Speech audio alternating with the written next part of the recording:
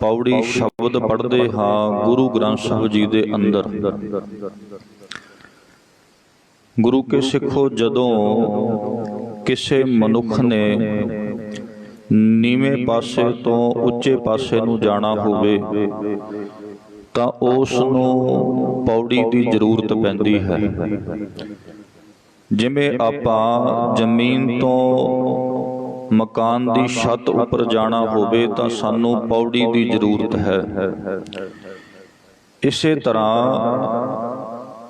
ਸਤ ਸੰਗਤ ਜੀ, ਜਿਸ ਮਨੁੱਖ ਨੇ ਸੰਸਾਰ ਤੋਂ ਨਿਰੰਕਾਰ ਦਾ ਸਫ਼ਰ ਕਰਨਾ ਹੈ ਉਹਨੂੰ ਗੁਰ ਸ਼ਬਦ ਪੌੜੀ ਦੀ ਜ਼ਰੂਰਤ ਹੈ। ਜਿਸ ਮਨੁੱਖ ਨੇ ਆਤਮਾ ਤੋਂ ਪਰਮਾਤਮਾ ਦਾ ਸਫ਼ਰ ਕਰਨਾ ਹੈ ਉਸ ਨੂੰ ਸਾਧ ਸੰਗਤ ਜੀ ਇਸ ਪੌੜੀ ਸ਼ਬਦ ਦੀ ਜ਼ਰੂਰਤ ਹੈ। ਪੌੜੀ ਦੇ ਸਿਰਲੇਖ ਹੇਠ ਜੋ ਉਚਾਰਨ ਕੀਤਾ ਹੋਇਆ ਸ਼ਬਦ ਸਤਿਗੁਰੂ ਗੁਰੂ ਪਾਤਸ਼ਾਹ ਜੀ ਨੇ ਆਰੰਭਤਾ ਦੇ ਵਿੱਚ ਵਚਨ ਕੀਤਾ ਹੈ। ਆਖਦੇ ਨੇ, ਸੱਚ ਸੱਚਾ ਸਤਿਗੁਰ ਅਮਰ ਹੈ, ਜਿਸ ਅੰਦਰ ਹਰ ਉਰ ਧਾਰਿਆ।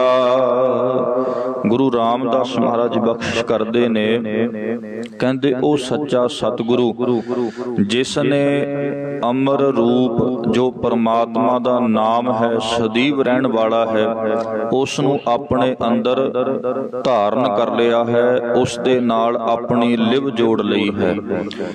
ਜਿਵੇਂ ਆਪਾਂ ਇੱਕ ਬਚਨ ਪੜ੍ਹਦੇ ਹਾਂ, ਸਤਿਗੁਰੂ ਗੁਰੂ ਅਰਜਨ ਦੇਵ ਸੱਚੇ ਪਾਤਸ਼ਾਹ ਜੀ ਆਖਦੇ ਨੇ, ਸਤ ਪੁਰਖ ਜਿਨ ਜਾਣਿਆ ਸਤਿਗੁਰ ਤਿਸ ਕਾ ਨਾਉ। ਜਿਨੇ ਸੱਚੇ ਨਾਮ ਦੇ ਨਾਲ ਸੱਚੇ ਪਰਮਾਤਮਾ ਦੇ ਨਾਲ ਆਪਣੀ ਪ੍ਰੀਤ ਪਾ ਲਈ ਹੈ, ਮਹਾਰਾਜ ਜੀ ਆਖਦੇ ਨੇ ਉਹ ਸੱਚਾ ਸਤਿਗੁਰੂ ਹੈ। ਕੱਲ ਆਪਾਂ ਵਿਚਾਰ ਕਰ ਰਹੇ ਸੀ, ਦੁਨੀਆ ਦੇ ਵਿੱਚ ਜਿੱਥੇ ਸੱਚੇ ਸਤਿਗੁਰੂ ਹੈ ਉੱਥੇ ਸਾਧ ਸੰਗਤ ਕੱਚੇ ਵੀ ਹੈ। ਜਿੱਥੇ ਬਾਣੀ ਪੱਕੀ ਦੀ ਗੱਲ ਕੀਤੀ ਹੈ ਉੱਥੇ ਕੱਚੇ ਦੀ ਵੀ ਗੱਲ ਕੀਤੀ ਹੈ।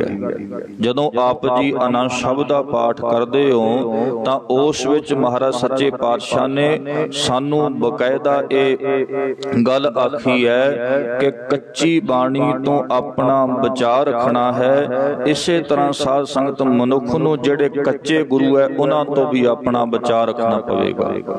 ਸਤਿਗੁਰੂ ਗੁਰੂ ਪਾਤਸ਼ਾਹ ਜੀ ਆਖਦੇ ਨੇ, ਸਤਿਪੁਰਖ ਜਿਨ ਜਾਣਿਆ ਸਤਿਗੁਰ ਤਿਸ ਕਾ ਨਾਉ। ਤਿਸ ਕੈ ਸੰਗ ਸਿੱਖ ਉਧਰੈ, ਨਾਨਕ ਹਰ ਗੁਣ ਗਾਓ। ਤੇ ਜਦੋਂ ਆਪਾਂ ਗੁਰੂ ਰਾਮਦਾਸ ਮਹਾਰਾਜ ਨੂੰ ਪਾਠ ਪੜ੍ਹਦੇ ਹਾਂ, ਸਤਿਗੁਰੂ ਪਾਤਸ਼ਾਹ ਜੀ ਸਤਿਗੁਰ ਪੁਰਖ ਅਗੰਮ ਹੈ, ਜਿਸ ਅੰਦਰ ਹਰ ਉਰ ਧਾਰਿਆ।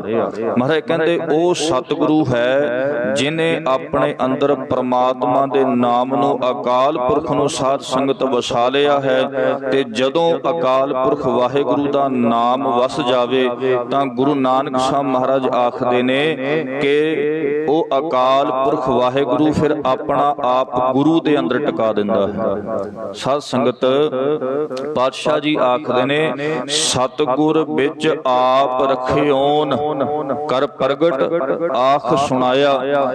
ਜਦੋਂ ਆਪਾਂ ਗੁਰੂ ਗ੍ਰੰਥ ਸਾਹਿਬ ਦੀ ਬਾਣੀ ਪੜ੍ਹਦੇ ਹਾਂ ਸਾਧ ਸੰਗਤ ਜੀ, ਅੱਜ ਇਹੀ ਅਕਾਲ ਪੁਰਖ ਵਾਹਿਗੁਰੂ ਦਾ ਰੂਪ ਹੈ, ਕਿਉਂਕਿ ਪਾਤਸ਼ਾਹ ਖੁਦ ਆਖਦੇ ਨੇ ਕਿ ਸਤਿਗੁਰੂ ਦੇ ਵਿੱਚ ਹੀ ਅਕਾਲ ਪੁਰਖ ਨੇ ਆਪਣੇ ਆਪ ਨੂੰ ਟਿਕਾ ਦਿੱਤਾ ਹੈ।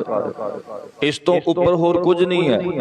ਸਤਿਗੁਰੂ ਗੁਰੂ ਪਾਤਸ਼ਾਹ ਜੀ ਇਸੇ ਕਰਕੇ ਆਖਦੇ ਨੇ, ਜਦੋਂ ਅਮਰ ਰੂਪ ਸਾਧ ਸੰਗ ਸਦੀਵ ਰਹਿਣ ਵਾਲਾ ਪਰਮਾਤਮਾ ਉਹਦਾ ਜਿਹੜਾ ਨਾਮ ਹੈ ਮਨੁੱਖ ਆਪਣੇ ਹਿਰਦੇ ਅੰਦਰ ਵਸਾ ਲੈਂਦਾ ਹੈ। ਹੁਣ ਅਗਾਂਹ ਪਾਤਸ਼ਾਹ ਜੀ ਜ਼ਿਕਰ ਕਰਦੇ ਨੇ, ਸਤਿਗੁਰ ਪੁਰਖ ਸੱਚ ਸੱਚਾ ਸਤਿਗੁਰ ਪੁਰਖ ਹੈ, ਜਿਨ ਕਾਮ ਕ੍ਰੋਧ ਵਿਖ ਮਾਰਿਆ। ਕਹਿੰਦੇ ਉਹ ਸੱਚਾ ਸਤਿਗੁਰੂ ਪੁਰਖ ਹੈ ਜਿਨੇ ਆਪਣੇ ਅੰਦਰੋਂ ਤਾਂ ਵਿਸ਼ੇ ਵਿਕਾਰਾਂ ਨੂੰ ਦੂਰ ਕਰ ਦਿੱਤਾ ਹੈ। ਤੇ ਜਿਹੜਾ ਮਨੁੱਖ ਫਿਰ ਉਸ ਸੱਚੇ ਸਤਿਗੁਰੂ ਦੇ ਕੋਲ ਜਾਂਦਾ ਹੈ, ਸੰਗਤ ਕਰਦਾ ਹੈ, ਤੇ ਸਾਧ ਸੰਗਤ ਜੀ ਉਹਦੇ ਅੰਦਰੋਂ ਵੀ ਜਿਹੜੇ ਇਹ ਵਿਸ਼ੇ ਵਿਕਾਰ ਹੈ ਇਹ ਦੂਰ ਹੋ ਜਾਂਦੇ ਨੇ।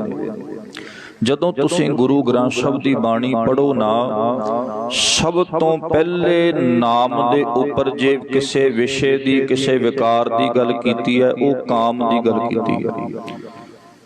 जे मनुख चाहे कि मैं गुरु घर भी आई जावां, मैं बाणी भी पढ़ी जावां, मैं सेवा भी करी जावां, जे मन दे अंदर साडे ये फुरने चलदे है, साडे साध संगत साडा हजे भी जिहड़ा मन है वो विषय विकारां वास्ते ललचांदा है, तां गुरु अर्जन देव सच्चे पातशाह जी आखदे ने, ऐ गुरु के सिखा याद रखी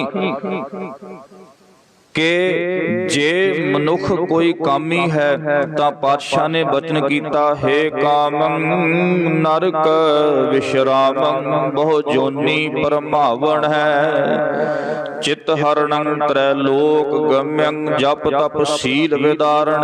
कहंदे ए एहो जिहा साध संगत काम है जिन्ना भी अपना कीता होया जप तप, जिन्नी भी पढ़ी बाणी साध संगत जिन्नी भी कीती हुई सेवा, एक काम साध संगत एहो जिहा एक विषय आपने इस सब कुछ नाश करके रख दिंदा है। हुण तुसीं बड़े लोग एहो जे देखे होने आ जिहड़े सेवा भी बहुत करते है, गुरबाणी भी बहुत पढ़ते है, रब ना करे जे किते उन्हां दे उपर एहो जिहा कोई दूषण लग जावे कि इन्हें कोई विशा विकार भोगिया है, लोग साध संगत फिर उहदी सेवा नूं कोई अहमियत नहीं दिंदे भी ने गुरु घर दे विच आके सेवा कीती है, बाणी पढ़ी है, क्योंकि पातशाह जी आखदे ने कि जिहड़ा एक काम एहो जिहा एक विशा है जिहड़ा बंदे दे जप तप नूं खत्म करके रख दिंदा है, सब कुछ साध संगत मुका दिंदा है। इसे करके पातशाह जी आखदे ने कि भाई जदों आपां पूरे सतगुरु दे कोल आंदे आ, गुरु दी सिੱਖਿਆ नूं ग्रहण करके गुरु के नाम नूं अपने हिरदे अंदर वसा के जिहड़े फिर ये विषय विकार है वो साध संगत साडे अंदरों दूर हो जाते हैं। पहली गल कीती है काम दी, दूसरी गल कीती है क्रोध दी। क्रोध भी साध संगत एहो जी चीज है ना, एहो जा बंदे दे अंदर एक ए विकार है, विशा है, जदों मनुख दे उपर हावी हो जाता है ते गुरु अर्जन देव सच्चे पातशाह जी आखदे कहंदे मनुख दा हाल देखण वाला हुंदा है। सतगुरु गुरु अर्जन देव सच्चे पातशाह जी आखदे ने जदों मनुख किते क्रोधी हो जावे ना, फिर याद रखियो उहदा जिहड़ा सरीरक हरकत है उह क्रोध विच एहो जिहा हाल हो जांदा, मारे कहंदे जिवें मंकी बांदर नचदा हुंदा ना, कहंदे इसे तरह फिर मनुख क्रोध दे विच आके साध संगत उह छाला मारदा है, भाव एक दूसरे दे उपर एहो जिहा साध संगत जिवें लड़ने नूं पैंदा ना, जिवें बांदर नहीं छाला मारदा हुंदा। गुरु अर्जन देव सच्चे पातशाह जी आखदे ने, हे सतगुरु पातशाह जी दा पावन बचन है, जदों क्रोध की गल करदे ने महाराज जी ने बचन कीता कि भाई क्रोध एहो जी चीज है जिहड़ा तुहाडे अंदर दी शांति नूं तां खत्म कर देवेगा, पर याद रखियो ये क्रोध साध संगत लोकां दे नाल साडा जिहड़ा वाद विवाद लड़ाई झगड़ा है साध संगत वो भी पैदा कर दिंदा। इसे करके गुरु रामदास महाराज कहंदे जदों सच्चे सतगुरु दे कोल तुसीं आवोगे ना, उस वक्त साध संगत साडे अंदरों जिहड़े ये विषय विकार है वो खत्म हो जाते ने, दूर हो जाते ने। अगां पातशाह जी जिक्र करदे ने, जा डिठा पूरा सतगुरु ता अंदरों मन साधारिया, कहंदे जिन्हें पूरे गुरु दे दर्शन कर लए है, जिन्हें पूरे गुरु नूं देख लिया है, उहदे मन अंदर चैन पै जाती है, उहदा मन टिकाऊ दे विच आ जाता है। थोड़ा जिहा साध संगत आपां इस गल नूं देख सकीए। अज पहली तां गल है कि पूरे गुरु की साध संगत पहचान करनी बड़ी औखी है। जदों आपां एक विद्वान पुरख होया, उन्हें साध संगत जी बहुत सोहनी उदाहरण दिती है। कहंदे एक नौजवान उन्हें एक हथ दे विच एक पौट एक गुलदस्ता फड़िया होया है जिहड़ा असल है। ਇੱਕ ਗਮਲੇ ਦੇ ਵਿੱਚ, ਇੱਕ ਪੌਟ ਦੇ ਵਿੱਚ ਅਸਲੀ ਸਾਧ ਸੰਗਤ ਕੋਈ ਫੁੱਲਾਂ ਦਾ ਪੌਦਾ ਲਗਾ ਕੇ, ਬੂਟਾ ਲਗਾ ਕੇ ਸਾਧ ਸੰਗਤ ਉਹ ਆਪਣੇ ਹੱਥ ਵਿੱਚ ਫੜ ਲਿਆ, ਤੇ ਸੇਮ ਸਾਧ ਸੰਗਤ ਉਹਦੀ ਨਕਲ ਦੂਸਰੇ ਹੱਥ ਵਿੱਚ ਫੜੀ ਹੋਈ ਹੈ। ਹੁਣ ਉਹਦੇ ਮਨ ਦੇ ਅੰਦਰ ਵਿਚਾਰ ਚੱਲੀ ਹੈ ਕਿ ਜਿਹੜਾ ਸਾਡਾ ਰਾਜਾ ਹੈ, ਮੈਂ ਬੜਾ ਸੁਣਿਆ, ਮੈਂ ਬੜੀ ਇਹ ਗੱਲ ਦੇਖੀ ਹੈ ਕਿ ਉਹ ਬਿਲਕੁਲ ਸੱਚ ਦੀ ਗੱਲ ਕਰਦਾ, ਨਿਆਂ ਦੀ ਗੱਲ ਕਰਦਾ ਹੈ। ਅੱਜ ਮੈਂ ਰਾਜੇ ਨੂੰ ਪਰਖਣਾ ਚਾਹੁੰਦਾ, ਮੈਂ ਪੁੱਛਾਂਗਾ ਇਹਦੇ ਵਿੱਚ ਅਸਲ ਕੀ ਹੈ ਤੇ ਨਕਲ ਕੀ ਹੈ।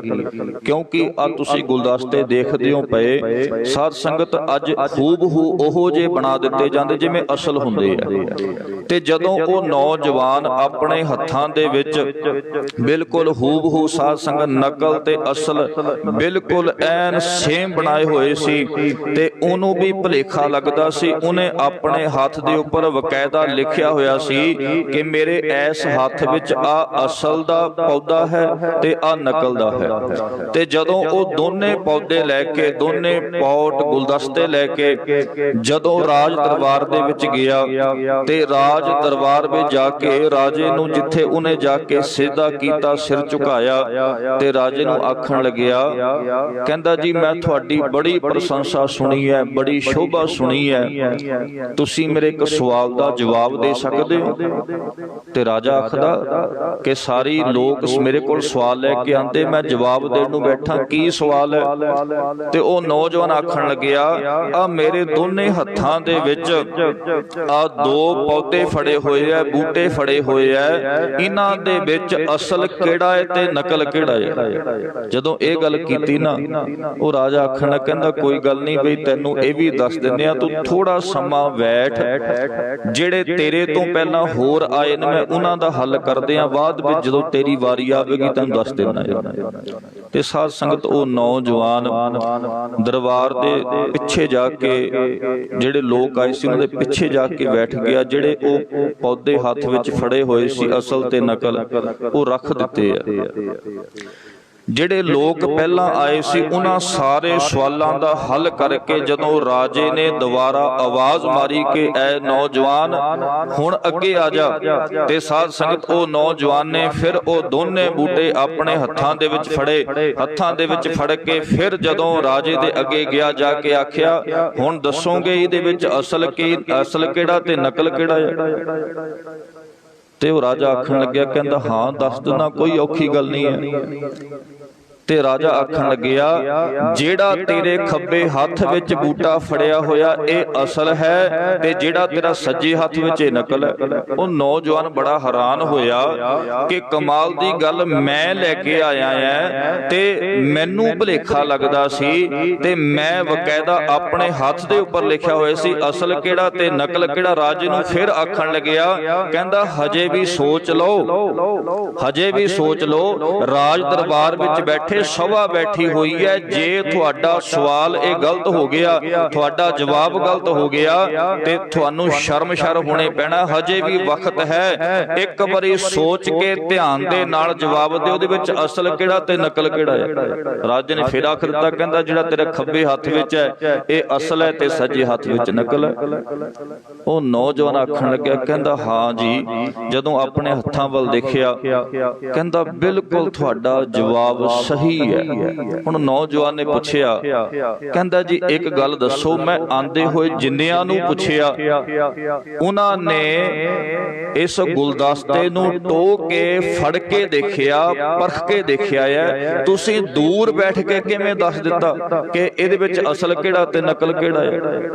ਤੇ ਰਾਜਾ ਆਖਣ ਲੱਗਿਆ, ਕਹਿੰਦਾ ਹੋ ਸਕਦਾ ਮੈਨੂੰ ਵੀ ਭੁਲੇਖਾ ਪੈ ਜਾਂਦਾ, ਹੋ ਸਕਦਾ ਮੈਨੂੰ ਵੀ ਭੁਲੇਖਾ ਪੈ ਜਾਂਦਾ, ਪਰ ਜਿਸ ਵਕਤ ਤੂੰ ਇਹ ਗੁਲਦਸਤੇ ਲੈ ਕੇ ਆਇਆ ਉਸ ਵਕਤ ਇੱਕ ਸ਼ਹਿਦ ਵਾਲੀ ਮੱਖੀ, ਇੱਕ ਡੂਮਣੇ ਵਾਲੀ ਮੱਖੀ ਆਈ ਸੀ। ਉਹ ਜਦੋਂ ਆ ਕੇ ਇਸ ਫੁੱਲ ਦੇ ਉੱਪਰ ਬੈਠੀ ਹੈ, ਉਸੇ ਵਕਤ ਪਤਾ ਲੱਗ ਗਿਆ ਕਿ ਇਹ ਅਸਲ ਹੈ, ਕਿਉਂਕਿ ਮੱਖੀ ਕਦੇ ਵੀ ਧੋਖਾ ਨਹੀਂ ਖਾ ਸਕਦੀ। ਮੱਖੀ ਉੱਥੇ ਬੈਠੂਗੀ ਜਿਸ ਫੁੱਲ ਦੇ ਵਿੱਚ ਰਸ ਹੈ।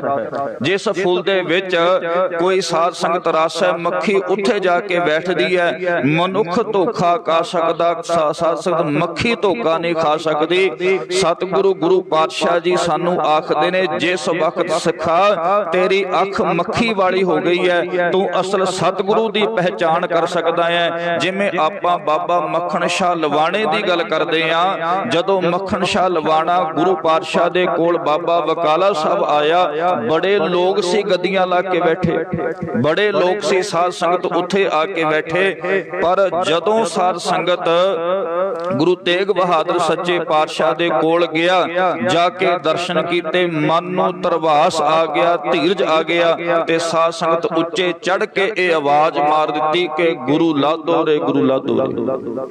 ਭਾਵੇਂ ਕਿ ਉਸ ਵਕਤ ਗੁਰੂ ਤੇਗ ਬਹਾਦਰ ਪਾਤਸ਼ਾਹ ਦੇ ਕੋਲ ਗੁਰਤਾ ਗੱਦੀ ਨਹੀਂ ਹੈ, ਪਰ ਯਾਦ ਰੱਖਿਓ ਸਤਿਗੁਰੂ ਗੁਰੂ ਪਾਤਸ਼ਾਹ ਜੀ ਆਖਦੇ ਨੇ, ਜਦੋਂ ਸਿੱਖ ਦੀ ਅੱਖ ਸਾਧ ਸੰਗਤ ਇਹੋ ਜਿਹੀ ਹੋ ਗਈ ਤੇ ਉਸ ਵਕਤ ਸਿੱਖ ਸੱਚੇ ਸਤਿਗੁਰੂ ਦੇ ਕੋਲ ਆ ਕੇ ਜਾ ਡਿੱਠਾ ਤਾਂ ਮਨ ਸਾਧਾਰਿਆ। ਕਹਿੰਦੇ ਫਿਰ ਗੁਰੂ ਦੇ ਦਰਸ਼ਨ ਕਰਕੇ ਜਿਹੜਾ ਸਾਡਾ ਮਨ ਹੈ ਸਾਧ ਸੰਗਤ, ਉਹ ਧੀਰਜ ਵਿੱਚ, ਇਕਾਗਰਤਾ ਦੇ ਵਿੱਚ ਆ ਜਾਂਦਾ ਹੈ। ਹੁਣ ਸਤਿਗੁਰੂ ਗੁਰੂ ਪਾਤਸ਼ਾਹ ਜੀ ਅਗਾਂਹ ਜ਼ਿਕਰ ਕਰਦੇ ਨੇ, ਮਹਾਰਾਜ ਜੀ ਆਖਦੇ ਨੇ, ਬਲਿਹਾਰੀ ਗੁਰ ਆਪਣੇ ਸਦਾ ਸਦਾ ਘੁੰਮ ਵਾਰਿਆ। ਹੁਣ ਜਦੋਂ ਸੱਚਾ ਸਤਿਗੁਰੂ ਮਿਲ ਜਾਵੇ, ਸੱਚੇ ਸਤਿਗੁਰੂ ਦੇ ਕੋਲ ਆ ਕੇ ਆਪਾਂ ਬੈਠ ਜਾਈਏ, ਸਾਧ ਸੰਗਤ ਫਿਰ ਉਸ ਗੁਰੂ ਤੋਂ ਬਲਿਹਾਰ ਹੋਣ ਨੂੰ ਮੱਲੋ ਮੱਲੀ ਦਿਲ ਕਰਦਾ ਹੈ ਵੀ ਆਪਾਂ ਆਪਣੇ ਗੁਰੂ ਤੋਂ ਬਲਿਹਾਰ ਜਾਈਏ। ਸਾਧ ਸੰਗਤ ਮੈਂ ਥੋੜਾ ਜਿਹਾ ਰੁਕ ਕੇ ਬੇਨਤੀ ਕਰਾਂ, ਜਦੋਂ ਆਪਾਂ ਗੁਰੂਆਂ ਦੀ ਗੱਲ ਕਰਦੇ ਆ ਨਾ, ਕਿਉਂਕਿ ਸਮਾਜ ਵਿੱਚ ਸਾਧ ਸੰਗਤ ਅਸਲ ਬਹੁਤ ਘੱਟ ਹੈ ਤੇ ਨਕਲ ਬਹੁਤ ਜ਼ਿਆਦਾ ਹੈ। ਤੁਸੀਂ ਦੇਖੋ ਮਾਰਕੀਟ ਵਿੱਚ ਜਾ ਕੇ ਦੇਖੋ, ਅਸਲ ਚੀਜ਼ ਹਜੇ ਸਾਧ ਸੰਗਤ ਬਾਅਦ ਵਿੱਚ ਆਉਂਦੀ ਹੈ, ਜਿਹੜੀ ਨਕਲ ਡੁਪਲੀਕੇਟ ਪਹਿਲਾਂ ਆ ਜਾਂਦੀ ਹੈ। ਜਦੋਂ ਤੁਸੀਂ ਬਾਜ਼ਾਰ ਦੇ ਵਿੱਚ ਜਾਓ, ਹੁਣ ਜਿਹੜਾ ਸੋਨਾ ਹੈ ਅਸਲ ਹੈ, ਉਹਦੀ ਦੁਕਾਨ ਸਾਧ ਸੰਗਤ ਬਹੁਤ ਘੱਟ ਹੈ ਤੇ ਉਹਦੀ ਕੀਮਤ ਬਹੁਤ ਜ਼ਿਆਦਾ ਹੈ, ਪਰ ਜਿਹੜਾ ਨਕਲ ਹੈ ਉਹ ਸਾਧ ਸੰਗਤ ਤੁਹਾਨੂੰ ਮਨਿਆਰੀ ਦੀ ਦੁਕਾਨਾਂ ਪਰ ਮਿਲੀ ਜਾਣਾ ਹੈ। ਜਿਹੜਾ ਅਸਲ ਸੋਨਾ ਹੈ, ਜਿਹਨੇ ਅਸਲ ਸੋਨਾ ਖਰੀਦਣਾ ਉਹਨੂੰ ਸੁਨਿਆਰ ਦੇ ਕੋਲ ਜਾਣੇ ਪੈਣਾ ਹੈ, ਪਰ ਜਿਹਨੇ ਸਾਧ ਸੰਗਤ ਡੁਪਲੀਕੇਟ ਖਰੀਦਣਾ, ਅੱਜ ਤਾਂ ਲੋਕ ਫੜੀਆਂ ਲਾ ਕੇ, ਰੇੜੀਆਂ ਲਾ ਕੇ ਬੈਠੇ ਨੇ, ਉੱਥੇ ਡੁਪਲੀਕੇਟ ਵੇਚੀ ਜਾਂਦੇ ਆ। ਇਸੇ ਤਰ੍ਹਾਂ ਸਮਾਜ ਵਿੱਚ ਵੀ ਇਹੀ ਰੌਲਾ ਚੱਲਦਾ ਪਿਆ ਹੈ। ਜਿਹੜਾ ਅਸਲ ਗੁਰੂ ਹੈ ਸਾਧ ਸੰਗਤ, ਉਹ ਤਖਤ ਤੇ ਵਿਰਾਜਮਾਨ ਸੁਭਾਏਮਾਨ ਹੈ। ਅੱਜ ਬੜੇ ਲੋਕ ਹੈ ਸਾਧ ਸੰਗਤ ਜਿਹੜੇ ਨਕਲ ਅਸਲ ਦੀਆਂ ਰੀਸਾਂ ਕਰਦੇ ਫਿਰਦੇ ਨੇ। ਕੋਈ ਕੁਝ ਕਰਦਾ ਹੈ, ਕੋਈ ਕੁਝ ਕਰਦਾ ਹੈ। ਮੈਨੂੰ ਖਿਮਾ ਕਰਿਓ, ਗੁਸਤਾਖੀ ਮੁਆਫ ਕਰਨੀ ਸਾਧ ਸੰਗਤ ਜੀ। ਜਿਨ੍ਹਾਂ ਲੋਕਾਂ ਨੂੰ ਅਦਾਲਤਾਂ ਨੇ ਸਜ਼ਾ ਸੁਣਾ ਦਿੱਤੀਆਂ, ਜਿਨ੍ਹਾਂ ਲੋਕਾਂ ਨੂੰ ਅਦਾਲਤਾਂ ਨੇ ਸਾਧ ਸੰਗਤ ਇਹ ਜ਼ਾਹਰ ਕਰ ਦਿੱਤਾ ਕਿ ਇਹ ਬੰਦੇ ਕਿਹੋ ਜਿਹੇ ਹੈ, ਸਾਡਾ ਸਮਾਜ ਅੱਜ ਵੀ ਉਹਨਾਂ ਨੂੰ ਗੁਰੂ ਬਣ ਕੇ ਬੈਠਾ ਹੈ। ਸਤਿਗੁਰੂ ਗੁਰੂ ਪਾਤਸ਼ਾਹ ਜੀ ਆਖਦੇ ਨੇ, ਪਹਿਲੀ ਤਾਂ ਗੱਲ ਹੈ ਸਿੱਖਾ ਆਪਣੀ ਅੱਖ ਸਹੀ ਰੱਖੀ, ਪਹਿਚਾਨ ਕਰੀ ਕਿ ਸੱਚਾ ਸਤਿਗੁਰੂ ਕਿਹੋ ਜਿਹਾ ਹੋਣਾ ਚਾਹੀਦਾ ਹੈ। ਮੈਂ ਕੱਲ ਇੱਕ ਪੌੜੀ ਦਾ ਜ਼ਿਕਰ ਕੀਤਾ ਸੀ ਭਾਈ ਗੁਰਦਾਸ ਜੀ ਦਾ। ਭਾਈ ਗੁਰਦਾਸ ਜੀ ਆਖਦੇ ਨੇ, ਆਵਨ ਕੀ ਸਤਰ ਕਤ ਮਿਟੁਤ ਨਾ ਆਵਲੀ ਖਾਏ, ਪਿਤਾ ਕੋ ਪਿਆਰ ਨਾ ਪਰੋਸੀ ਪਹਿ ਪਾਈਐ, ਸਾਗਰ ਕੀ ਨਿਤ ਕਤ ਪਾਈਐ ਤਪੋਖਰ ਸਹਿ, ਦਿਨ ਕਰ ਸਰ ਦੀਪ ਜੋਤ ਨਾ ਪੁਜਾਈਐ। ਸਾਧ ਸੰਗ ਸੱਚੇ ਸਤਿਗੁਰੂ ਦੇ ਵਿੱਚ ਬਹੁਤ ਵੱਡੇ ਗੁਣ ਹੈ। ਸਾਗਰ ਕੀ ਨਿਧ ਕਤ ਪਾਈਏ ਤਪੋਖਰ ਸਹਿ, ਦਿਨ ਕਰ ਸਰ ਦੀਪ ਜੋਤ ਨਾ ਪੁਜਾਈਐ। ਸਾਧ ਸੰਗਤ ਜਿਹੜਾ ਸੂਰਜ ਹੈ ਨਾ, ਜਦੋਂ ਸੂਰਜ ਚੜ੍ਹਦਾ ਹੈ, ਬੜੇ ਬੜੇ ਲਾਈਟਾਂ ਨੂੰ, ਬੜੇ ਬੜੇ ਦੀਵਿਆਂ ਨੂੰ ਸਾਧ ਸੰਗਤ ਉਹ ਮੱਧਮ ਕਰ ਦਿੰਦਾ ਹੈ।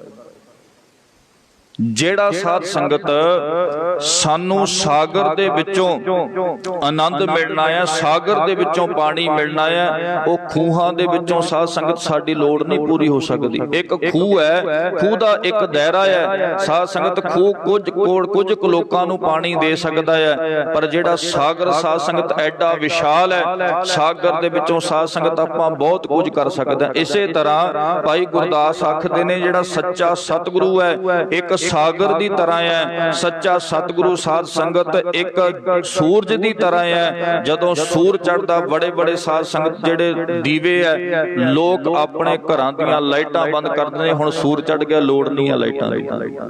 ਉਹਦਾ ਕਾਰਨ ਕੀ ਹੈ? ਕਿਉਂਕਿ ਹੁਣ ਪ੍ਰਕਾਸ਼ ਬਹੁਤ ਹੋ ਗਿਆ ਹੈ। ਜਦੋਂ ਸੱਚਾ ਸਤਿਗੁਰੂ ਸਾਡੇ ਹਿਰਦੇ ਵਿੱਚ ਆ ਜਾਵੇ, ਫਿਰ ਕੱਚਿਆਂ ਦੀ ਸਾਧ ਸੰਗਤ ਲੋੜ ਨਹੀਂ ਪੈਂਦੀ ਹੈ। ਜੇ ਬੰਦਾ ਕੱਚੇ ਕੋਲ ਦੌੜਦਾ, ਉਹਦਾ ਕਾਰਨ ਇਹੀ ਹੈ, ਹਜੇ ਸੱਚੇ ਸਤਿਗੁਰੂ ਦੇ ਨਾਲ ਉਹਦਾ ਮਿਲਾਪੇ ਨਹੀਂ ਹੋਇਆ। ਬੜਾ ਦੁੱਖ ਲੱਗਦਾ ਹੈ ਕਈ ਵਾਰੀ ਨਾ, ਸਾਧ ਸੰਗਤ ਬੰਦੇ ਨੇ ਕਿਰਪਾਨ ਪਾਈ ਹੁੰਦੀ, ਅੰਮ੍ਰਿਤ ਛਕਿਆ ਹੁੰਦਾ ਹੈ।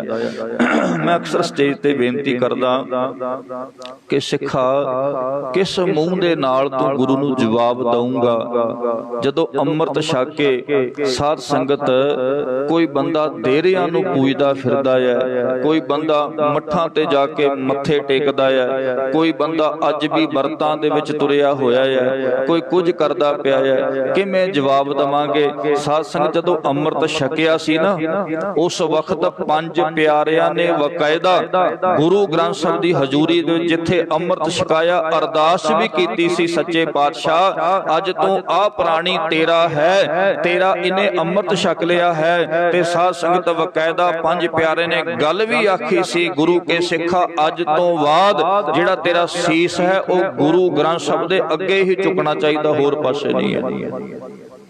ਤੇ ਝਾਤ ਮਾਰ ਕੇ ਦੇਖੀਏ ਆਪਣੇ ਜੀਵਨ ਦੇ ਵਿੱਚ, ਸਾਧ ਸੰਗਤ ਗੁਰੂ ਨੂੰ ਵੀ ਪੂਜੀ ਜਾਂਦੇ ਆ, ਗੁਰਬਾਣੀ ਨੂੰ, ਗੁਰੂ ਗ੍ਰੰਥ ਸਾਹਿਬ ਨੂੰ ਨਮਸਕਾਰ ਕਰਦੇ ਆ। ਤੇ ਸਾਧ ਸੰਗਤ ਕਈ ਵਾਰੀ ਆਪਾਂ ਉਦਾਂ ਦੀਆਂ ਜਗ੍ਹਾ ਤੇ ਵੀ ਚਲੇ ਜਾਂਦੇ ਆ। ਮੈਨੂੰ ਇੱਕ ਗੱਲ ਯਾਦ ਆਈ, ਇੱਕ ਬੱਚਾ ਆਪਣੀ ਮਾਂ ਦੇ ਨਾਲ ਗੁਰੂ ਘਰ ਵਿੱਚ ਆਇਆ। ਜਦੋਂ ਉਹ ਗੁਰੂ ਘਰ ਵਿੱਚ ਆਇਆ, ਮਾਂ ਨੇ ਆਪਣੇ ਪੁੱਤ ਨੂੰ ਕੁਝ ਕੁ ਪੈਸੇ ਫੜਾਤੇ ਵੀ ਪੁੱਤ ਆਹ ਪੈਸੇ ਤੈਂ ਗੋਲਕ ਦੇ ਵਿੱਚ ਪਾਣੇ ਆ। ਤੇ ਜਦੋਂ ਮਾਂ ਤੇ ਪੁੱਤ ਆ ਕੇ ਗੁਰੂ ਸਾਹਿਬ ਦੇ ਅੱਗੇ ਖੜੇ ਤੇ ਉਸ ਵਕਤ ਮਾਂ ਨੇ ਪੈਸੇ ਗੋਲਕ ਵਿੱਚ ਪਾ ਦਿੱਤੇ ਤੇ ਬੱਚਾ ਪੈਸੇ ਹੱਥ ਵਿੱਚ ਫੜ ਕੇ ਖੜ ਗਿਆ।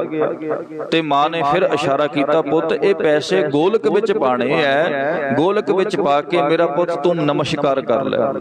ਸਾਧ ਸੰਗਤ ਉਹ ਬੱਚੇ ਨੇ ਪੈਸੇ ਗੋਲਕ ਵਿੱਚ ਪਾ ਦਿੱਤੇ। ਜਦੋਂ ਗੋਲਕ ਦੇ ਉੱਪਰ ਰੱਖੇ ਨਾ, ਨਮਸਕਾਰ ਕੀਤੀ, ਨਮਸਕਾਰ ਕਰਕੇ ਪਿੱਛੇ ਤੁਰਨ ਲੱਗੇ, ਬੱਚੇ ਨੇ ਫਿਰ ਪੈਸਿਆਂ ਨੂੰ ਹੱਥ ਪਾ ਲਿਆ, ਫਿਰ ਚੁੱਕ ਲਏ। ਮਾਂ ਫਿਰ ਕਹਿੰਦੀ ਹੈ, ਕਹਿੰਦੀ ਪੁੱਤ ਜਦੋਂ ਇੱਕ ਵਾਰੀ ਪੈਸੇ ਚੜਾ ਦਈਏ ਦੁਬਾਰਾ ਚੱਕੀ ਦੇ ਨਹੀਂ ਹੈ, ਇਹ ਹੁਣ ਗੁਰੂ ਦੇ ਹੋ ਗਏ ਆ। ਫਿਰ ਬੱਚੇ ਕੋਲੋਂ ਪੈਸੇ ਲੈ ਕੇ ਫਿਰ ਗੋਲਕ ਦੇ ਉੱਪਰ ਰੱਖ ਦਿੱਤੇ। ਬੱਚੇ ਨੇ ਫਿਰ ਜਿੱਦ ਕੀਤੀ, ਫਿਰ ਚੁੱਕ ਲਏ। ਤੇ ਸਾਧ ਸੰਗਤ ਮਾਂ ਕੋਲੋਂ ਰਿਹਾ ਨਾ ਗਿਆ, ਉਹਨੇ ਬੱਚੇ ਦੇ ਚੰਡ ਮਾਰ ਦਿੱਤੀ, ਪੁੱਤ ਤੈਨੂੰ ਕਿੰਨੀ ਵਾਰੀ ਕਿਹਾ ਵੀ ਜਿਹੜੇ ਪੈਸੇ ਇੱਕ ਵਾਰੀ ਚੜਾ ਦਿੱਤੇ ਆ ਉਹ ਦੁਬਾਰਾ ਚੱਕੀ ਦੇ ਨਹੀਂ ਹੈ। ਗੁਰੂ ਕੇ ਸਿੱਖੋ, ਆਪਾਂ ਬੱਚਿਆਂ ਨੂੰ ਤਾਂ ਸਮਝਾਉਂਦੇ ਆ, ਜੇ ਇੱਕ ਵਾਰੀ ਆਪਾਂ ਪੈਸਿਆਂ ਦਾ ਮੱਥਾ ਟੇਕ ਦਿੱਤਾ ਉਹ ਪੈਸੇ ਗੁਰੂ ਦੇ ਹੋ ਗਏ ਐ। ਜਦੋਂ ਆਪਣਾ ਸੀਸ ਗੁਰੂ ਦੇ ਅੱਗੇ ਝੁਕਾ ਦਿੱਤਾ, ਆਪਣਾ ਸੀਸ ਗੁਰੂ ਦੇ ਅੱਗੇ ਮੱਥਾ ਟੇਕ ਦਿੱਤਾ, ਫਿਰ ਆਪਾਂ ਸੀਸ ਸਾਡਾ ਦੂਸਰੇ ਪਾਸੇ ਕਿੱਦਾਂ ਝੁਕ ਸਕਦਾ? ਸਾਨੂੰ ਦੇਖਣਾ ਪਵੇਗਾ, ਸਾਡੇ ਸਿਰ ਦੀ ਬਹੁਤ ਵੱਡੀ ਕੀਮਤ ਹੈ ਸਾਧ ਸੰਗਤ। ਇਸ ਕਰਕੇ ਸਤਿਗੁਰੂ ਗੁਰੂ ਪਾਤਸ਼ਾਹ ਜੀ ਆਖਦੇ ਨੇ, ਜਦੋਂ ਮਨੁੱਖ ਪੂਰੇ ਸਤਿਗੁਰੂ ਦੇ ਕੋਲ ਆ ਜਾਂਦਾ ਹੈ, ਨਾਮ ਜਪ ਕੇ ਅੰਦਰ ਤਰਵਾਸ ਆ ਜਾਵੇ, ਧੀਰਜ ਆ ਜਾਵੇ, ਜਾਂ ਡਿੱਠਾ ਪੂਰਾ ਸਤਿਗੁਰੂ ਤਾਂ ਅੰਦਰੋਂ ਮਨ ਸਾਧਾਰਿਆ, ਬਲਿਹਾਰੀ ਗੁਰੂ ਆਪਣੇ ਸਦਾ ਸਦਾ ਘੁੰਮ ਬਾਰਿਆ। ਪਰ ਕਹਿੰਦੇ ਆਪਣੇ ਗੁਰੂ ਤੋਂ ਫਿਰ ਬਲਿਹਾਰ ਜਾਂਦਾ ਹੈ, ਆਪਣੇ ਗੁਰੂ ਤੋਂ ਕੁਰਬਾਨ ਜਾਂਦਾ ਹੈ। ਹੁਣ ਅਗਾਂਹ ਪਾਤਸ਼ਾਹ ਅਖੀਰ ਵਿੱਚ ਆਖਦੇ ਨੇ, ਗੁਰਮੁਖ ਜਿੱਤਾ ਮਨ ਮੁਖ ਹਾਰਿਆ। ਕਹਿੰਦੇ ਜਿਹੜਾ ਗੁਰਮੁਖ ਹੈ, ਜਿਹੜਾ ਗੁਰੂ ਦੀ ਰਜ਼ਾ ਦੇ ਅੰਦਰ ਚੱਲਦਾ, ਗੁਰੂ ਦੇ ਹੁਕਮ ਦੇ ਅੰਦਰ ਚੱਲਦਾ, ਉਹ ਗੁਰਮੁਖ ਹੈ। ਤੇ ਗੁਰਮੁਖ ਸਾਧ ਸੰਗਤ ਜਿਹੜੀ ਜੀਵਨ ਦੀ ਬਾਜੀ ਹੈ ਨਾ, ਉਹ ਜਿੱਤ ਜਾਂਦਾ ਹੈ। ਜਦੋਂ ਆਪਾਂ ਗੁਰੂ ਦੇ ਭਾਣੇ ਦੇ ਅੰਦਰ ਚੱਲਾਂਗੇ ਨਾ, ਗੁਰੂ ਦੀ ਹੁਕਮ ਦੇ ਅੰਦਰ ਚੱਲਾਂਗੇ, ਗੁਰੂ ਸਾਧ ਸੰਗਤ ਕੋਈ ਤੋੜ ਨਹੀਂ ਰਹਿਣ ਦਿੰਦਾ। ਗੁਰੂ ਵੀ ਸਿੱਖ ਦੇ ਨਾਲ ਪੂਰੀ ਤਰ੍ਹਾਂ ਵਫਾਦਾਰ ਹੈ। ਪਰ ਹਾਂ ਸਾਧ ਸੰਗਤ ਸਿੱਖ ਦਾ ਭਰੋਸਾ ਕਿਹੋ ਜਿਹਾ ਹੋਣਾ ਚਾਹੀਦਾ? ਮਹਾਰਾਜ ਕਹਿੰਦੇ, ਗੁਰ ਕੈ ਗ੍ਰਹਿ ਸੇਵਕ ਜੋ ਰਹਿ, ਗੁਰ ਕੀ ਆਗਿਆ ਮਨ ਮੈਂ ਸਹਿ, ਆਪਸ ਕੋ ਕਰ ਕਛ ਨਾ ਜਨਾਵੈ, ਹਰ ਹਰ ਨਾਮ ਹਿਰਦੈ ਸਦ ਧਿਆਵੈ, मन बेचै सतगुर कै पास, ते सेवक के कारज रास, सेवा करत होए निहकामी, तिसको होत प्राप्त सुआमी। महाराज कहते सिख ਇਹੋ ਜਿਹਾ, ਜਦੋਂ ਸਿੱਖ ਇਹੋ ਜਿਹਾ ਹੋ ਗਿਆ, ਸਿੱਖ ਦਾ ਵਿਸ਼ਵਾਸ ਗੁਰੂ ਦੇ ਉੱਪਰ ਪੱਕਾ ਵੱਜ ਗਿਆ, ਤੇ ਸਾਧ ਸੰਗਤ ਫਿਰ ਉਸ ਵਕਤ ਗੁਰੂ ਅਰਜਨ ਦੇਵ ਸੱਚੇ ਪਾਤਸ਼ਾਹ ਜੀ ਆਖਦੇ ਨੇ ਕਿ ਕਹਿੰਦੇ ਸਤਿਗੁਰ ਸਿੱਖ ਕੀ ਕਰੈ ਪ੍ਰਤਪਾਲ, ਸੇਵਕ ਕਉ ਗੁਰ ਸਦਾ ਦਇਆਲ, ਸਿੱਖ ਕੀ ਗੁਰ ਦੁਰ ਮਤ ਮਲ ਹਿਰੈ, ਗੁਰ ਬਚਨੀ ਹਰ ਨਾਮ ਉਚਰੈ, ਸਤਿਗੁਰ ਸਿੱਖ ਕੇ ਬੰਧਨ ਕਾਟੈ। ਹੁਣ ਗੁਰੂ ਆਪਣੇ ਸਿੱਖ ਲਈ ਕਿੰਨਾ ਕੁਝ ਕਰਦਾ ਹੈ, ਪਰ ਹਾਂ ਸਾਨੂੰ ਸਾਧ ਸੰਗਤ ਗੁਰੂ ਦੇ ਉੱਪਰ ਵਿਸ਼ਵਾਸ ਰੱਖ ਕੇ, ਗੁਰੂ ਦੇ ਉੱਪਰ ਭਰੋਸਾ ਰੱਖ ਕੇ ਸਾਨੂੰ ਗੁਰੂ ਵਾਲੇ ਬਣਨੇ ਪੈਣਾ ਹੈ, ਗੁਰਮੁਖਾਂ ਵਾਲੀ ਜ਼ਿੰਦਗੀ ਜੀਣੀ ਪੈਣੀ ਹੈ। ਫਿਰ ਸਾਧ ਸੰਗਤ ਜਿਹੜਾ ਆਪਾਂ ਜੀਵਨ ਦੀ ਬਾਜੀ ਜਿੱਤ ਜਾਵਾਂਗੇ। ਜੀਵਨ ਦੀ ਸਾਡੀ ਬਾਜੀ ਜਿਸ ਵਕਤ ਤੇ ਸਾਨੂੰ ਆ ਮਨੁੱਖਾ ਸਰੀਰ ਪ੍ਰਾਪਤ ਹੋਇਆ ਹੈ, ਸਾਧ ਸੰਗਤ ਇਹ ਬਾਜੀ ਆਪਾਂ ਜਿੱਤ ਜਾਵਾਂਗੇ। ਇੱਕ ਮਨੁੱਖਾ ਸਰੀਰ ਹੈ ਜਿਹਦੀ ਕੀਮਤ ਹੈ।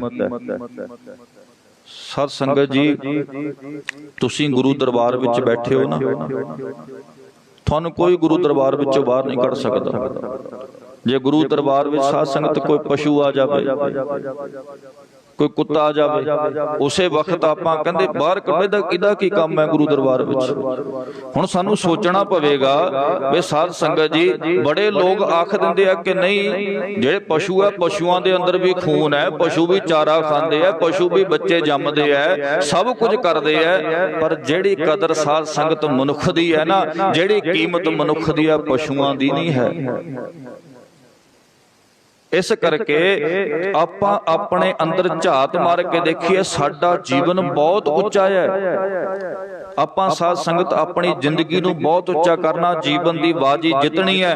ਮਹਾਰਾਜ ਕਹਿੰਦੇ ਗੁਰਮੁਖ ਜਿੱਤਾ, ਫਿਰ ਜਿਹੜਾ ਗੁਰਮੁਖ ਗੁਰੂ ਦੇ ਆਗਿਆ ਦੇ ਅੰਦਰ ਚੱਲਦਾ ਹੈ ਉਹ ਜੀਵਨ ਦੀ ਬਾਜੀ ਹਾਰ ਜਾਂਦਾ ਹੈ। ਤੇ ਸਾਧ ਸੰਗਤ ਵਾਹਿਗੁਰੂ ਜੀ ਜੀਵਨ ਦੀ ਬਾਜੀ ਜਿੱਤ ਜਾਂਦਾ, ਜਿਹੜਾ ਮਨਮੁਖ ਹੈ ਉਹ ਬਾਜੀ ਹਾਰ ਜਾਂਦਾ ਹੈ। ਮਨਮੁਖ ਦਾ ਹਾਲ ਕੀ ਹੈ? ਸਾਧ ਸੰਗਤ ਗੁਰੂ ਨਾਨਕ ਸਾਹਿਬ ਸੱਚੇ ਪਾਤਸ਼ਾਹ ਜੀ ਆਖਦੇ ਨੇ, ਕਹਿੰਦੇ ਨਾ ਜਿਹੜਾ ਮਨਮੁਖ ਹੈ, ਦੋਏ ਪੁਰ ਚੱਕੀ ਜੋੜ ਕੇ ਪੀਸਣ ਆਏ ਵਿਹਿਠ, ਜੋ ਦਰ ਰਹੇ ਸੋ ਉਬਰੇ ਨਾਨਕ ਅਜਬ ਡਿਠ। ਮਰੇ ਕਹਿੰਦੇ ਅਜੀਬ ਤਮਾਸ਼ਾ ਹੈ। ਜਿਹੜਾ ਮਨੁੱਖ ਆਪਣੇ ਮੂਲ ਦੇ ਨਾਲ, ਅਕਾਲ ਪੁਰਖ ਦੇ ਨਾਲ ਜੁੜਿਆ ਹੋਇਆ ਹੈ, ਸਾਧ ਸੰਗਤ ਗੁਰੂ ਤੱਤੀ ਹਵਾ ਨਹੀਂ ਲੱਗਣ ਦਿੰਦਾ। ਤੇ ਜਿਹੜਾ ਆਪਣੀ ਮਨ ਦੀ ਮਰਜ਼ੀ ਕਰਨ ਲੱਗ ਪਵੇ, ਸਾਧ ਸੰਗਤ ਤੋਂ ਦਲਿਆ ਜਾਂਦਾ ਹੈ। ਹੁਣ ਜਿਵੇਂ ਪਾਤਸ਼ਾਹ ਜੀ ਨੇ ਇਹ ਉਦਾਹਰਨ ਦਿੱਤੀ ਹੈ, ਉਦਾਹਰਨ ਕੀ ਕਹਿੰਦੇ, ਦੋਏ ਪੁਰ ਚੱਕੀ ਜੋੜ ਕੇ ਪੀਸਣ ਆਏ ਵਿਹਿਠ। ਮਹਾਰਾਜ ਕਹਿੰਦੇ ਚੱਕੀ ਦੇ ਜਿਹੜੇ ਦੋ ਪੁੜ ਹੁੰਦੇ ਆ ਨਾ, ਜਦੋਂ ਸਾਧ ਸੰਗਤ ਚੱਕੀ ਦੇ ਪੁੜ ਕਹਿੰਦੇ ਜੋੜੇ, ਤੇ ਉਹਨਾਂ ਵਿੱਚ ਕੀ ਕੀਤਾ, ਮਨੁੱਖ ਨੇ ਆਪਣੇ ਵੱਲੋਂ ਕੁਝ ਦਾਣੇ ਪਾ ਕੇ ਜਦੋਂ ਚੱਕੀ ਦੇ ਪੁੜਾਂ ਨੂੰ ਘੁਮਾਇਆ, ਜਦੋਂ ਚੱਕੀ ਦੇ ਪੁੜਾਂ ਨੂੰ ਘੁਮਾਇਆ, ਜਿਹੜੇ ਦਾਣੇ ਸਾਧ ਸੰਗਤ ਗੱਭੇ ਕੀਲੀ ਦੇ ਨਾਲ ਖੜੇ ਸੀ, ਪੁੜ ਜਿੰਨੇ ਮਰਜੀ ਘੁੰਮੀ ਜਾਣ, ਜਿੰਨੇ ਮਰਜੀ ਤੇਜ਼ ਚੱਲੀ ਜਾਣ, ਜਿਹੜੇ ਦਾਣੇ ਕੀਲੀ ਦੇ ਨਾਲ ਜੁੜੇ ਹੋਏ ਆ, ਉੱਥੇ ਖੜੇ ਹੋਏ ਆ, ਪੁੜ ਸਾਧ ਸੰਗਤ ਉਹਨਾਂ ਦਾ ਕੁਝ ਨਹੀਂ ਵਿਗਾੜ ਸਕਦੇ। ਜਿਹੜੇ ਦਾਣੇ ਉਸ ਕੀਲੀ ਤੋਂ ਥੋੜੇ ਜਿਹੇ ਪਰੇ ਹਟ ਕੇ ਉਸੇ ਵਕਤ ਉਹ ਪੱਥਰ, ਉਹ ਚੱਕੀ ਦੇ ਪੁੜ ਉਹਨਾਂ ਦਾਣਿਆਂ ਨੂੰ ਦਲ ਕੇ ਰੱਖ ਦਿੰਦੇ ਆ। ਇਸੇ ਕਰਕੇ ਜਿਹੜਾ ਮਨੁੱਖ ਸੱਚੇ ਸਤਿਗੁਰੂ ਦੇ ਨਾਲ ਜੁੜਿਆ ਹੋਇਆ ਹੈ, ਸਾਧ ਸੰਗਤ ਉਹਦਾ ਮਾਇਆ, ਉਹਦਾ ਦੁਨੀਆਦਾਰ ਸਾਧ ਸੰਗਤ ਕੁਝ ਨਹੀਂ ਵਿਗਾੜ ਸਕਦੇ। ਤੇ ਯਾਦ ਰੱਖਿਓ, ਜਿਹੜਾ ਮਨੁੱਖ ਇੱਕ ਵਾਰੀ ਸੱਚੇ ਸਤਿਗੁਰੂ ਤੋਂ ਟੁੱਟ ਗਿਆ, ਉਹ ਦਲਿਆ ਜਾਂਦਾ ਹੈ, ਵਿਸ਼ੇ ਵਿਕਾਰਾਂ ਦੇ ਵਿੱਚ ਸਾਧ ਸੰਗਤ ਜ਼ਿੰਦਗੀ ਖਰਾਬ ਹੋ ਜਾਂਦੀ ਹੈ। ਦੁਨੀਆਦਾਰਾਂ ਵਿੱਚ ਜਦੋਂ ਚੱਲਦਾ ਹੈ, ਜਦੋਂ ਵਿਸ਼ੇ ਵਿਕਾਰ ਭੋਗਦਾ ਹੈ, ਤੇ ਫਿਰ ਜਿਹੜਾ ਦੁਨੀਆਦਾਰ ਵੀ ਉਹਨੂੰ ਆਖ ਦਿੰਦੇ ਕਿ ਨਹੀਂ ਇਹ ਮਨੁੱਖ ਸਹੀ ਨਹੀਂ, ਇਹ ਤੋਂ ਆਪਣਾ ਪਾਸਾ ਵੱਟ ਕੇ ਰੱਖਿਓ, ਪਰੇ ਹੋ ਕੇ ਰਹੋ। ਇਸ ਕਰਕੇ ਮਹਾਰਾਜ ਕਹਿੰਦੇ ਜਿਹੜਾ ਮਨਮੁਖ ਹੈ ਨਾ, ਉਹ ਆਪਣੀ ਜੀਵਨ ਦੀ ਬਾਜੀ ਹਾਰ ਜਾਂਦਾ। ਸਾਨੂੰ ਇੱਥੇ ਸਾਧ ਸੰਗਤ ਇਹ ਦੇਖਣਾ ਪਵੇਗਾ, ਆਪਾਂ ਸਭ ਤੋਂ ਪਹਿਲੀ ਗੱਲ ਹੈ ਗੁਰੂ ਵਾਲੇ ਹੋਈਏ ਤੇ ਸੱਚੇ ਸਤਿਗੁਰੂ ਦੇ ਚਰਨਾਂ ਦੇ ਨਾਲ ਜੁੜੀਏ। ਸਾਧ ਸੰਗਤ ਜਦੋਂ ਆਪਾਂ ਗੁਰੂ ਦਾ ਨਾਮ ਜਪਦੇ, ਸੱਚੇ ਚਰਨਾਂ ਦੇ ਨਾਲ, ਗੁਰੂ ਪਾਤਸ਼ਾਹ ਦੇ ਸ਼ਬਦ ਦੇ ਨਾਲ ਜੁੜਦੇ ਆ, ਤਾਂ ਜਿਹੜਾ ਸਾਡਾ ਮਨ ਹੈ ਉਹ ਇਕਾਗਰਤਾ ਦੇ ਵਿੱਚ, ਧੀਰਜ ਦੇ ਵਿੱਚ ਆ ਜਾਂਦਾ ਹੈ। ਸਤਿਗੁਰੂ ਗੁਰੂ ਪਾਤਸ਼ਾਹ ਸਾਧ ਸੰਗਤ ਕਿਰਪਾ ਕਰਨ, ਆਪ ਸਭਨਾ ਜੀਆਂ ਦੀ ਤੰਦਰੁਸਤੀ ਬਖਸ਼ਿਸ਼ ਕਰਨ।